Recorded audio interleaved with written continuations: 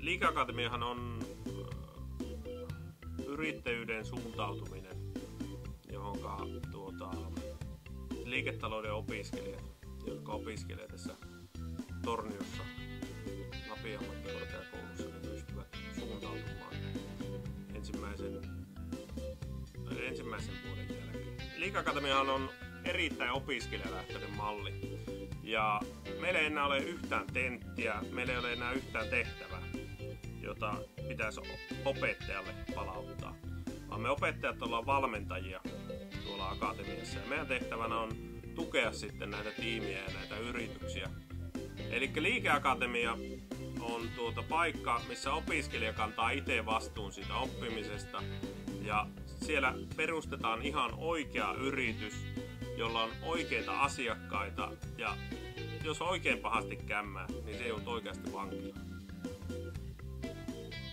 Itselle se oli ainakin erittäin helppo valinta omaksi suuntautumiseksi tuossa liiketalouden puolella, koska itsellä on aina enemmän kiinnostanut se käytännön tekeminen aina, mieluummin kuin se itse teorian pänttääminen ja sitten se kaiken tiedon vain oksentaminen sitten paperiin. Kun alethan niitä projekteja tekemään Liike-Akatemiassa sen oman opiskelijayrityksen kautta, niin se pystytään itse siihen vaikuttamaan ja opiskelijat pystyvät itse siihen vaikuttamaan, että minkälaisia keissejä he haluaa ottaa. Että esimerkiksi niin meillä oli tosi paljon, tehtiin erilaisia tutkimuksia, tehtiin markkinointitutkimuksia, markkinatutkimuksia, asiakastutkimuksia. Sitten järjestettiin isoja tapahtumia tässä Kemi-Tornion alueella. Ja sitten erilaisia sissimarkkinointia, muun muassa meidän Sikasäkissä projekti, missä Visit-festivalslippuja myytiin jouluaikaan jo, vaikka ei siitä ollut mitään tietoakaan, mitä sinne ensi kesänä tulee. Se oli niin tosi hyvä esimerkki mun mielestä sissimarkkinoinnista ja semmoisesta onnistuneesta markkinointiprojektista. Ja kyllä on paljon niin erilaisia on tehty, on puhuttu, joku on halunnut ravintolaakin jopa perustaa. Mekin pyöritettiin esimerkiksi semmoista kanttiinikahviota tuolla terveyskeskuksen tilossa täällä Torniossa.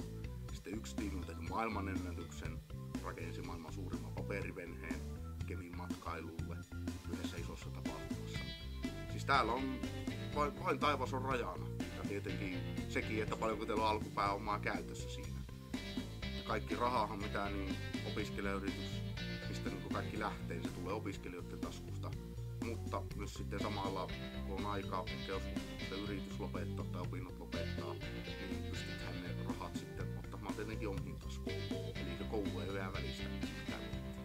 Akatemiassa kontaktien luominen, se on yksi iso asia mun mielestä kans, mikä tuopii sen tietyn edun NS-normaali opiskeluun.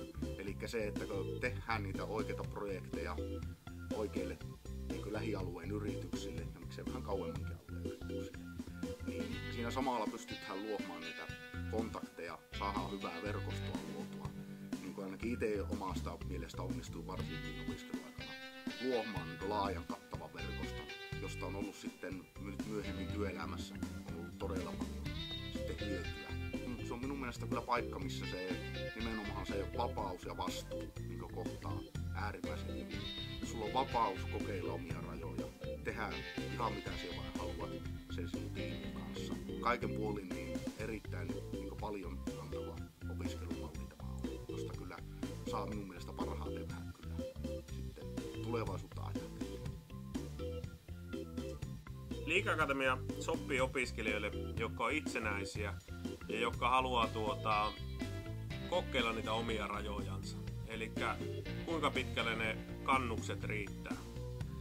Siinä on nimenomaan se oma mielikuvitus on rajana ja sitä hyödyntämällä niin kyllä voi päästä ihan mihin tahansa.